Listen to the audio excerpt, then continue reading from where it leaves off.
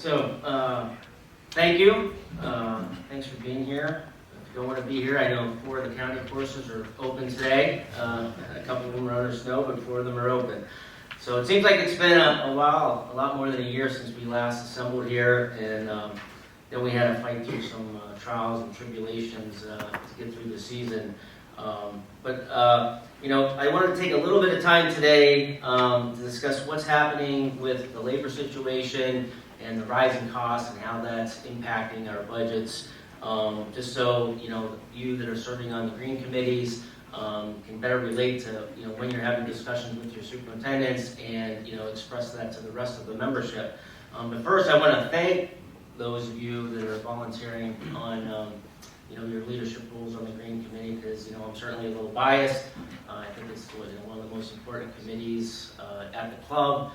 You're responsible for the greatest asset of the club, and I think the pandemic has proved just how valuable that asset is to the entire success of the club.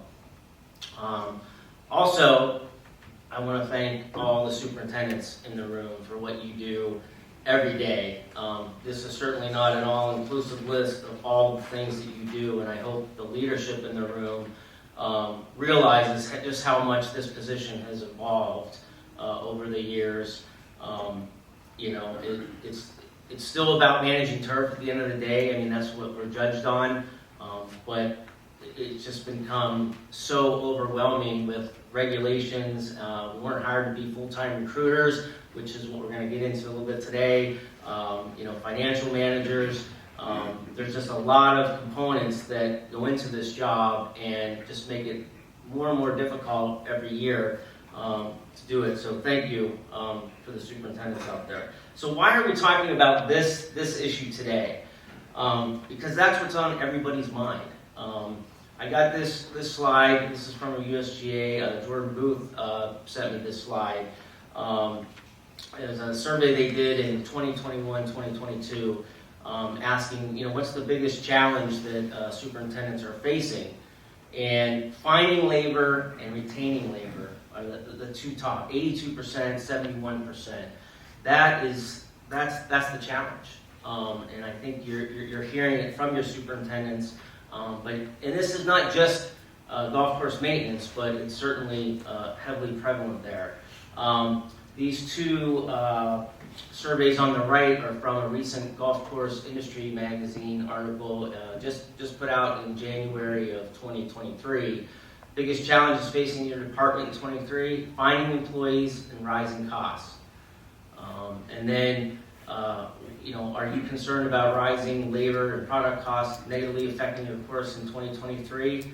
I guess I can't really hit these things, but basically 60% are concerned or very concerned. Almost 90% have some concern that these issues are going to negatively affect their course in 2023. And then the one on the bottom is just, you don't need to see that yet, but that's just inflation over the last 30 years. You can see it's been, we're moving into a new environment, right? It's been kind of in that 2%, 3% for a long time. We're going to see that labor has far outpaced that in the last several years. So labor challenges, how did we get here? I want to take a little bit of a step back and start with the assistant superintendents. The professionals are facing this same problem to some degree. It's a little different. They've always had a structured apprenticeship route to get there in addition to universities. But in the assistant superintendent world, it was predominantly through universities that these people came. And you got to go back, going through this in 1990, we basically had about 13,400 golf courses. And then in the 90s, you started to see course development. These were a lot of real estate plays that were starting. And then we have Tiger Woods kind of come on the scene. Ironically, in 1995, I went to that amateur in Newport, Rhode Island, on my way to Penn State to start my class. And so between 90 and 2000, you've got like a lot of courses being built, and somebody's got to manage those courses. And so you had an influx of both students and a lot of university programs pop up. You know, you always had your marquee programs throughout the country, but there were programs popping up at schools just all over the country to fill that need, and that kind of kept wages stagnant also during this period of time. So at 2000, we kind of hit the peak of 17,000 courses. Then at that same time in 2000, we had the dot-com bubble burst. And then we start to see a decline in golf courses. So we kind of have this oversupply of assistants at this point. You know, it used to be you'd come out of school, you were an assistant for 2-3 years, and then you'd move on and be a superintendent. Well, once we start having a net decline in golf courses, now assistants are there for longer than 2 or 3 years, and wages are not increasing. And you get either those that kind of stick it out, and then you get a lot leaving the business. They leave the business with a little bit of a sour taste in their mouth. They're not telling, you know, their cohorts that this is a great industry to get in. And let's not forget, you know, going back then, you know, there wasn't this talk of work-life balance. It was a tough job. And then we have the double whammy in 2008, and we have the housing crisis and the Great Recession. Meanwhile, many of these turf grass programs are shutting down. They've just become unsustainable. Enrollments decline. Even some of the marquee programs out there, the Penn States, the Michigan States. You know, I saw the guy at University of Arkansas. They got to single digits enrollments, like 6 people in their 2-year programs in I think 2016. So it was tough. And so the good news, though, so here we are in 2022 with about 16,000 golf courses. The programs that survived, they're starting to see an incline or an increase in enrollment. So that's the good news. The bad news is it's just not enough, right, to fill the pipeline that we're seeing right now. You know, so that's just a recap. You know, prior to 2006, we had a 44% growth of golf courses, and then since 2006, there's been this 12% contraction. So what does that mean for here in the Met area? So we do a lot of surveys in our association, and the average salary, and we did this towards the end of 2021, the average salary was about $76,000. Now I can tell you that we did another survey in 2018, and that was a 22% increase since 18. So about 6.5–7% increase. So you're kind of starting to see a market correction just in salary, and then a supply and demand issue happening. And the same thing was true for second assistants. All right, same thing. The numbers about $67,000. However, the increase was about 22%, 6.5% annually. So what are we seeing now? Just since we did that survey, these are jobs that are currently being posted right now. And you can see, with the exception of maybe one that's kind of in the average, the jobs are being posted are a lot higher. When we used to post these jobs, you'd be getting, 10 to 20 applicants per assistant back in the day. These jobs, they're getting a handful, 3, 4 jobs, and you can see these are well-paying jobs, and you can see every one of these jobs has housing associated. I spoke to a recruiter. In fact, there's now a field where it used to be you just had recruiters for general managers and superintendents. There's now those that are going to recruit assistant superintendents because that need has arisen. And he told me that it's just very hard to get people to come from out of the area into this area. It's an expensive place to live. So, housing is an issue, and you have to remember, I can't speak for what type of housing is being mentioned here, but, it's not just a single individual, which a lot of these are built for. I mean, you have a lot of young families, or at least couples, that want to start a family. So these are things you need to be kind of looking at if you want to attract the talent that you need to get in here, because that's what we're facing right now. So that's kind of where the assistants stand. when we talk about your, unskilled or labor work, these were just a couple of articles that were, just in the last couple of weeks, that it's so tight. One construction firm is flying workers by plane.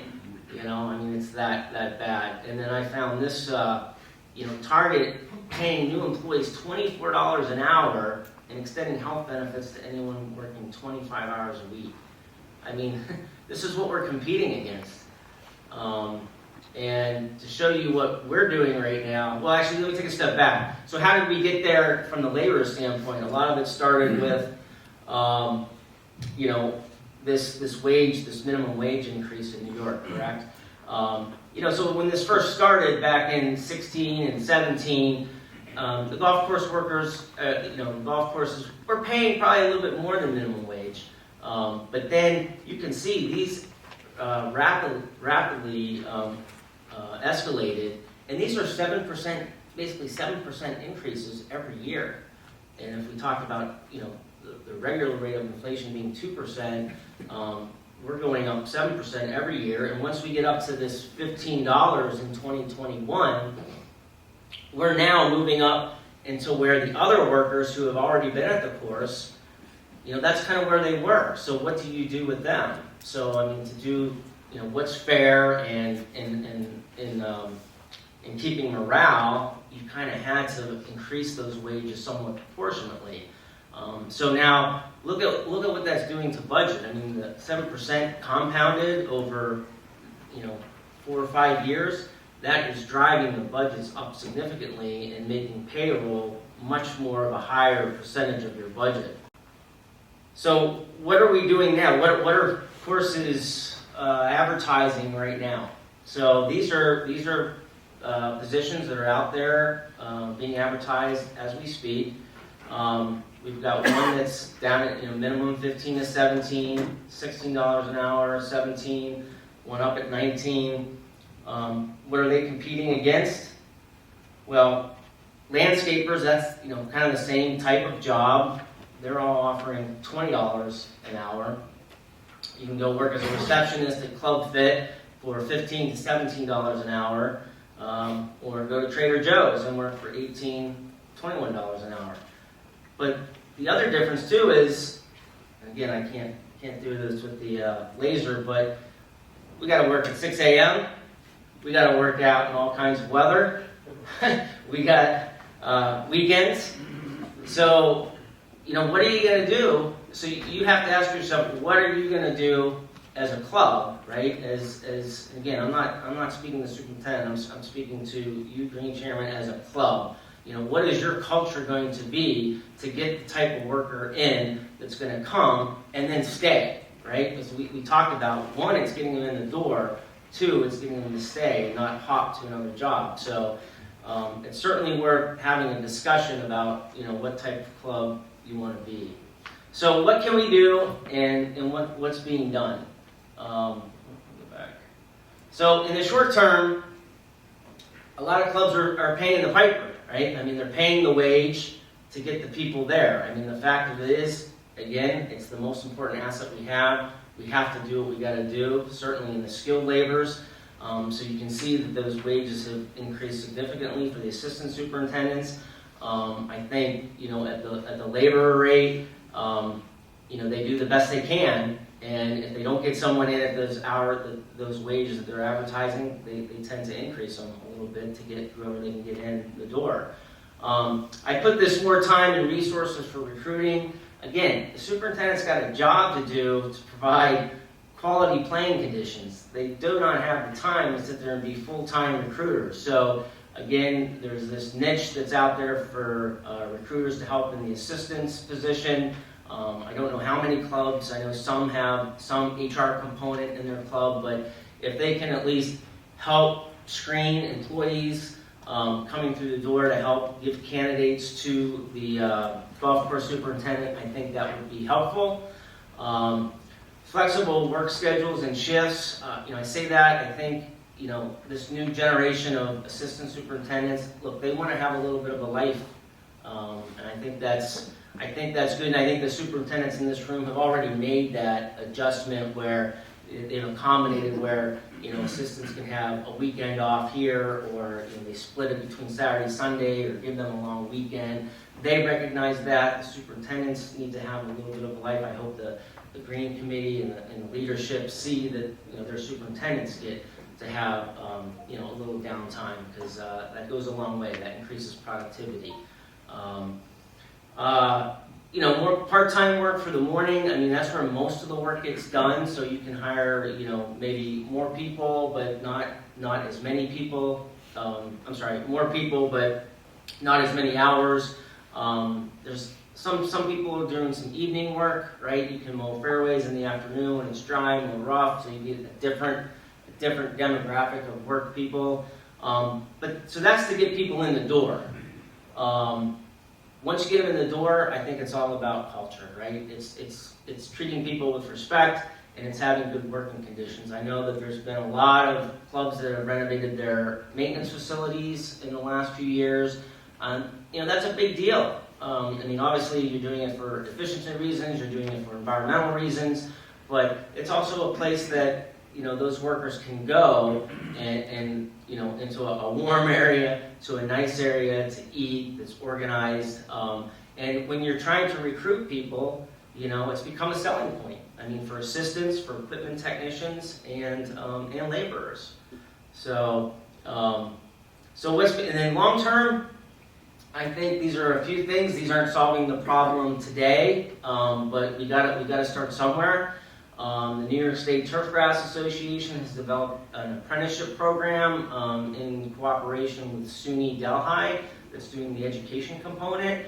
Right now, this is geared more towards those that might be on your staff that you see potential in, and that you would send them to further their education so they kind of have some type of career path moving forward. The longer term vision is also to get people coming out of high school and that may not want to go to college, and they could go into this program and then eventually go to a golf course, because we can see the need that anybody that went through this program, anyone in this room would probably pick them up just like that. I think this is, being a veteran myself, I'm pretty excited about this, and I've talked to some other veterans. This is a new program starting out in Georgia that brings veterans that are leaving active duty. They train them. This is down in Georgia, and then they go get a job, at a course kind of in that area. But our national association, the Golf Course Superintendent Association, just signed an agreement with them to help grow this program. So I think I spoke to the leader, the head of this program, and certainly going to try and see what we can do and how we can get involved with this as well. So I think this is exciting. Veterans are a great resource. You've seen what PGA Hope has done on the mental health side for veterans, but this one gives them real, a job once they get out and transition into the civilian workforce. Again, our friends at the USGA, I just bring this up in conjunction with their move of their second headquarters to Pinehurst. They've got an apprenticeship program down there in Pinehurst, and the education is with Sand Hills Community College. That's always been a good turf program that's survived. But I think what's interesting is they got 21 students already. That's 21 bodies that just may not have been in the industry at any point. So there's a whole bunch of these programs happening all throughout the country. Again, it doesn't solve the problem today, but we've got to be proactive, and hopefully this is going to start helping solve the challenges as we move forward. And then lastly, this one, is really planting the seeds for tomorrow. I think this is called First Green. This is a initiative from our national association.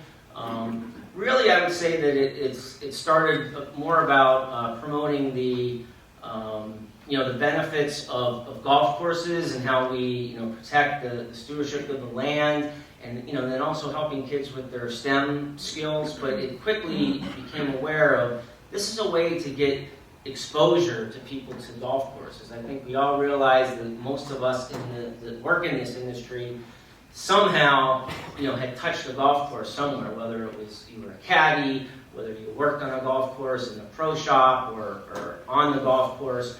Well, it's a numbers game. The more people you can expose to golf, there's an X factor that, you might get some that will consider it a career path down the road. Now, I don't know of any courses in the Met area that have hosted one of these. It's a very new program, but I did go to one of these up in Millbrook, New York. It's a great program where it only takes about 3 hours, where kids come, typically, middle school, upper elementary, and, they go to different stations and they learn about what golf course superintendents do.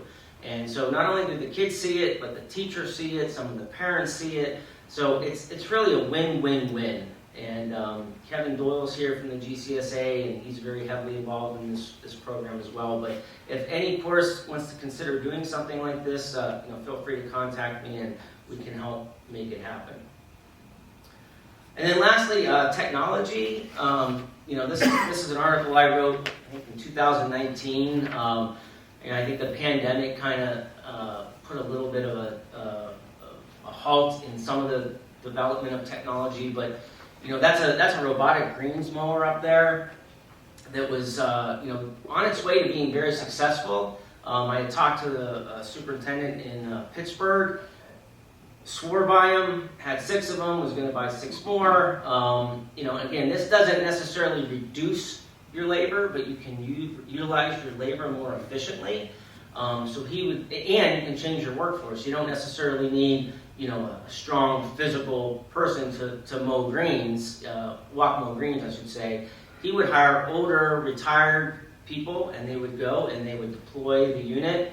And then while that unit was mowing the greens, they would change the holes, fix the ball marks, rake the bunkers, and then get the unit and go to the next green. Now, unfortunately, this particular business went out of business, but I expect something similar to come and replace it in the near future.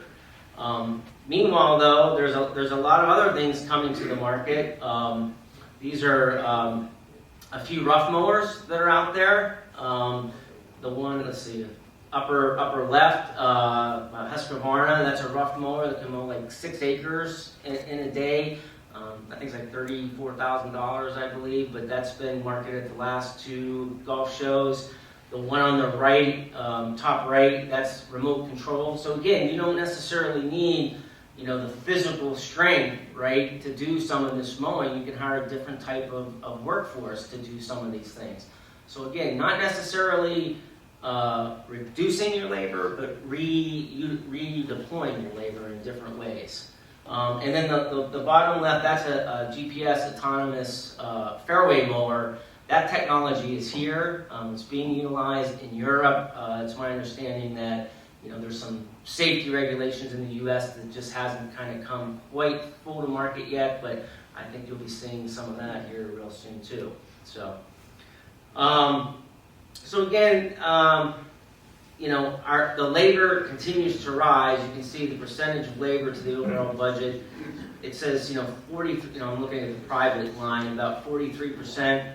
I can tell you in the Met, it's much higher than that, and I'm going to come back to that to this slide in a minute. So now I just want to move to kind of inflation and rising costs. And the first thing I want to say, Pat mentioned the supply chain. So the good thing is the supply chain is pretty much okay at this point, except for maybe equipment. Large turf grass equipment, there's still some lags and times there, but the day-to-day materials, that's pretty much back to normal. Here's that little graph I had on the first slide, and I'm really just looking at the last few years, but you can see, we've been hovering around that 2% up until 21, where we're like a little over 4%, and then 2022, you jump up to 8%. And the point I want to make is, all along, our labor's been going up 6.5%, 7% all these years, correct? And then, on top of that, we've got some of these other issues. I won't get into this real well, but, if you look at fuel oil, for 12 months, it's up 27%. That seems to be the wild card and the driver of a lot of the things that we're dealing with. A lot of the products that we use, petroleum, natural gas, it's used in the manufacturing of some of our pesticide products, fertilizer, PVC. So, here's something with fertilizer, just to give you an idea. I mean, the price pretty much tripled from 2020 to 2022, and it's starting to come back down. This is urea, which is a type of nitrogen fertilizer that most of our products we use in some capacity. So anyways, talking to one of our representatives, that is becoming more stable, but again, it's very volatile. I mean, if you ask for a quote for fertilizer, it's good for 2 weeks. They just can't give you anything longer than that at the moment. These are just some of the reasons for that. I don't need to get into the details of this. I think you guys are all familiar with these issues. But when we get to our specific products, when I say plant protectants, I'm talking about pesticides and growth regulators and some of the other kind of fertility products. Some of the active ingredients are as high as 30% higher than they were in the last couple of years. But on average, it's about 10 to 15%. So again, we're outpacing inflation in all of these areas. So that's why you're seeing these budgets continue to increase. And then again, the fertility, 30 to 50%, that kind of jives with what I just showed you on the previous slide. Now equipment, that's the one where the supply chain, right? It's a little backed up. If you ordered a new piece of equipment today, depending on the manufacturer, you're not going to get it for 1 to 2 years. So, and the same could be true with some of the parts. So the issue here is you need to be planning ahead. I mean, you can't just wait to the last minute and say, oh, I need to get another fairway mower or another greens mower. It just doesn't work that way where you used to be able to do it. And it doesn't matter, who you are, what club you are. They'll certainly do their best, and maybe they can jiggle around here and there, but it's very tough to get this stuff. And just like the car market too, the used equipment has gone up significantly. So, if you think you're just going to go buy a used one, you're going to pay for that. So, I haven't done the math or anything, but it really gets your green committee to go back into that lease versus buy and look at the residuals and the depreciation and lots of things to kind of consider in your planning of your equipment replacement plans.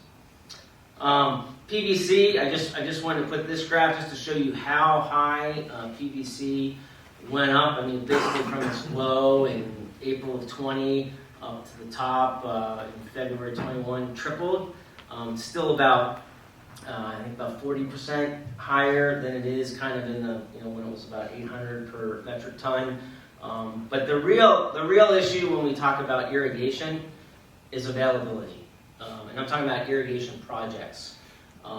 There's really only a handful of quality contractors out there, both from an irrigation standpoint and a construction standpoint, and they're busy.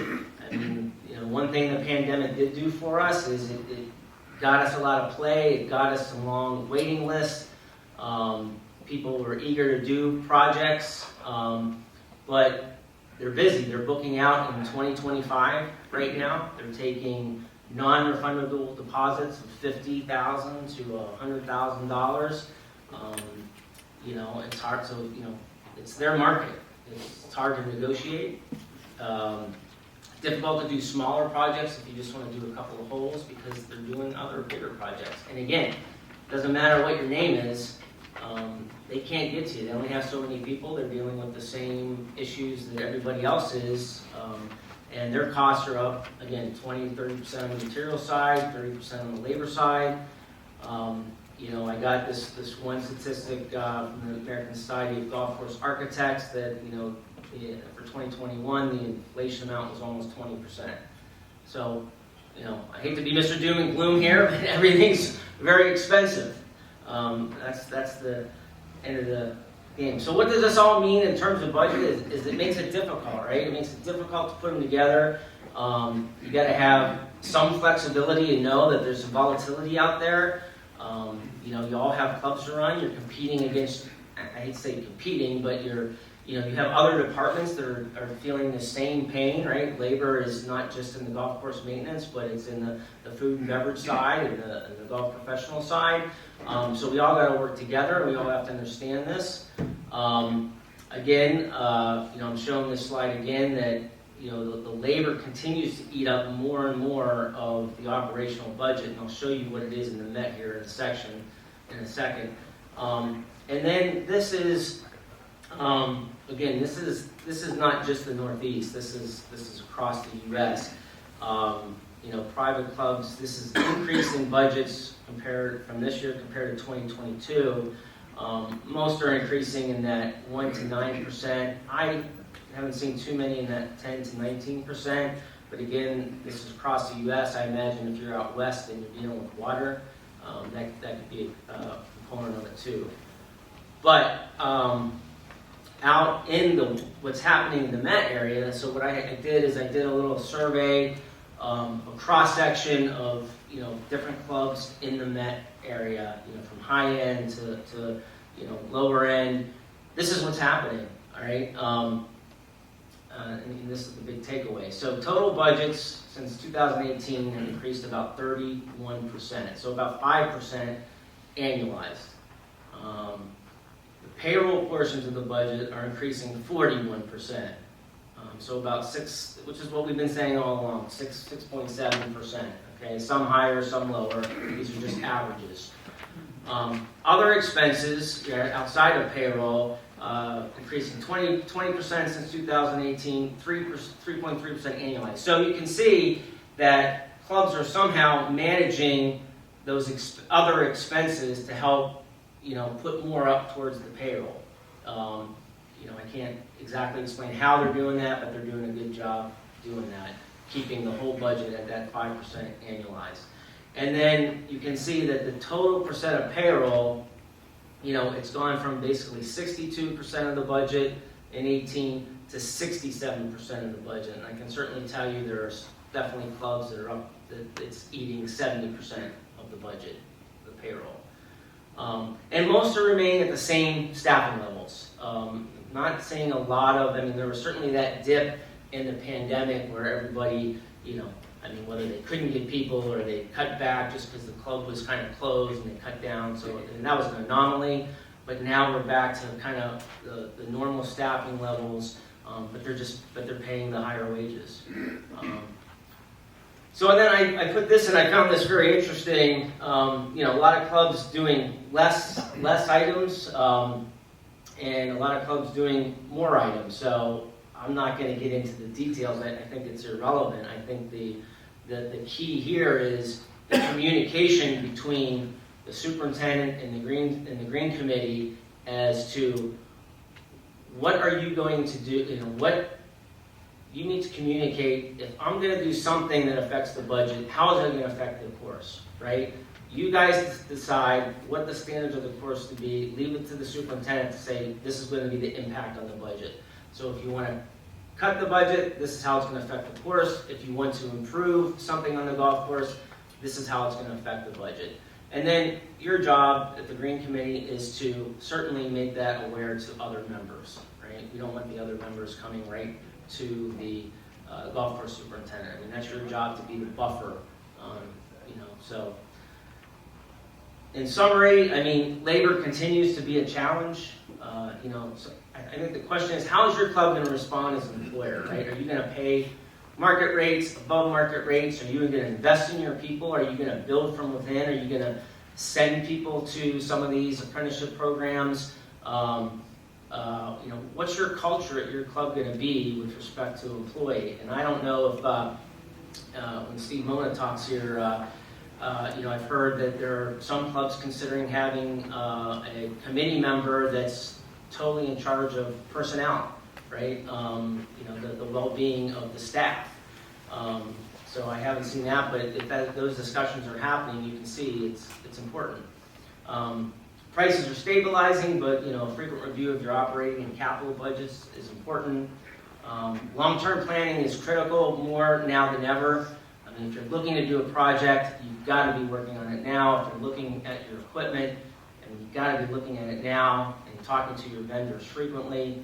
The golf course is still the most important asset and requires the appropriate resources to achieve the desired objectives and conditions that you set forth.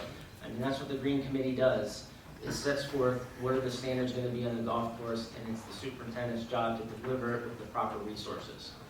And then communicate. I think we always talk about the communication, and you can't do it enough. And then I put the last one up, what if, when I was in the military, we had a big, I'm sitting in the engineering department, we had a big sign, what if, right? What if we have a fire in the main engine room? What if we have a lube oil leak? What if we lose power to this side of the ship? I mean, you got to be asking yourself, what if? What if we do have a recession? What if we do have another drought? Anybody that wasn't asking themselves, what's our water capacity after last year? You don't want to be caught off guard. I'm not saying you're going to have all the answers, but you do want to be thinking ahead of what could happen. And then lastly, I just want to put a little plug in for our association. We do this Foursome for the Foundation initiative every year where we ask our member clubs to donate one round. This gives us our largest amount of funds that we provide for scholarships that we donate to universities for research like Cornell and UMass and UConn and Penn State, and also advocacy. When Mike Lee gets up here and talks about advocacy, we just had a lobby day that unfortunately was canceled, but when we have to go to Albany and either fight or support initiatives that are going down. So I thank all the clubs that are on there that have supported in the past, and I hope you'll support again. And if you're not on that list, I hope you might consider joining that list. And please, I'll be around all day. See me if you want to be on that list. So I hope I've given you some insight into what's going on in both the labor market and the cost associated and how it's dealing with budgets. And I'll be around for the rest of the day. So thank you very much.